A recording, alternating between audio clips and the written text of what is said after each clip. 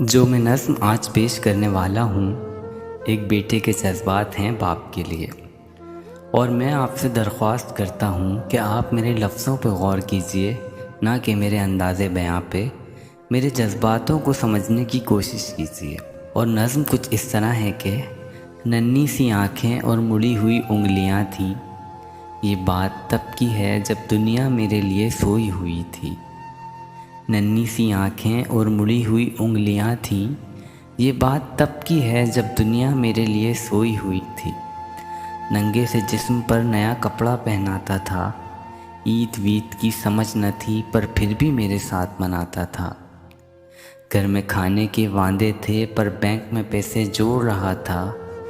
और इसके खुद के सपने अधूरे थे पर मेरे लिए बुन रहा था। ये बात तब की थी जब दुनिया मेरे लिए सोई हुई थी। वक्त कटा साल बढ़ा पर तब भी सब अनजान था।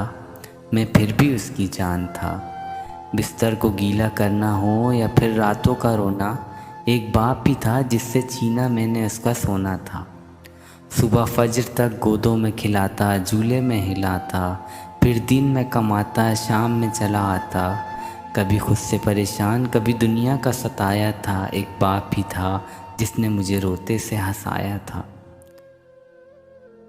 अल्फाजों से तो गूंगा था मैं, पर वो मेरे इशारे समझ रहा था। मैं खुद इस बात से हैरान हूँ आज कि कल वो किस तरह मुझे पढ़ रहा था। अब्बा तो छोड़ो यार, आ भी ना निकला था, पर वो मेरी हर ख्वाहिश को पूरा कर रहा था। और मैं भी उसके लाड प्यार में अब ढलने लगा था। घर से वो निकल न जाए उसके कदमों पे नज़र रखने लगा था। और मुद्दे तो हज़ार थे बाज़ार में उसके पास, पर कब ढल जाए सूरज इसको इसका इंतज़ार था। और मैं भी दरवाजे की चौखट को तकता रहता था। जब होती थी दस्तक तो वॉकर से झांकता रहता था। देख के उसकी शक्ल में दूर से चिल्लाता था। जो भी इशारे मुझे आते थे उससे उसे अपने करीब बुलाता था। वो भी छोड़ छाड़ के सब कुछ मुझे सीने से लगाता था। कभी हवा में उछालता था, कभी करतब दिखाता था। मेरी एक मुस्कान के लिए कभी हाथी कभी घोड़ा बन जाता था। और सो सकूं रात भर सुकून से, इसलिए पूरी रात एक करवट में गुजारता था। पर वो बचपन शायद अब सो चुका था और मैं जवानी की दहलीज में कदम रखने लगा था। उसकी कुर्बानी को उसका फ़र्ज़ समझने लगा था। चाहे वो फिर खुद बिना पंखे के सोना हो या मुझे हवा में सुलाना, या फिर ईद का वो खुद पुराना कपड़ा पहनना और मुझे नया पहनाना। वो बचपन था जो गुज़र गया, वो रिश्ता था जो सिकुड़ गया। और मैं उस कुर्बानी के बोझ को उठा नहीं पाया, इसलिए मैं वो शहर कहीं दूर छोड़ आया। नया शहर था, नए शहर की हवा मुझ पर चढ़ने लगी थी। अपने बाप की हर एक नसीहत मुझे एक बचपना लगने लगी थी। काम जो मिल गया था, पैसा जो आने लगा था, क्या ज़रूरत है बाप को, ये सोच मुझ में पलने लगी थी।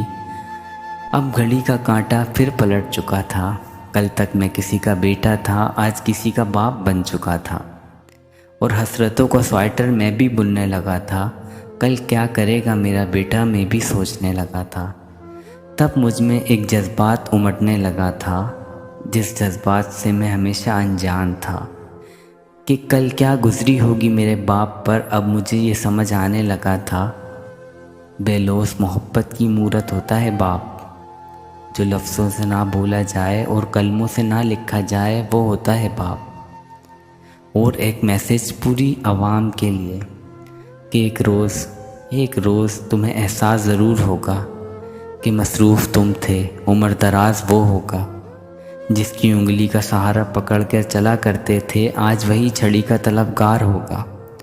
और जिसके सदक़े में जी रहे हो आज, कल वो ना रहे तो क्या होगा। अभी कुछ वक्त बचा है कुछ ख़ास तुम्हारे पास, तब तक जब तक बाप का साया है तुम्हारे साथ। और जन्नत के तलबगार हो तो सीने से लगा लेना, क्योंकि वही कल जन्नत का सरदार होगा। Happy father's day. Thank you.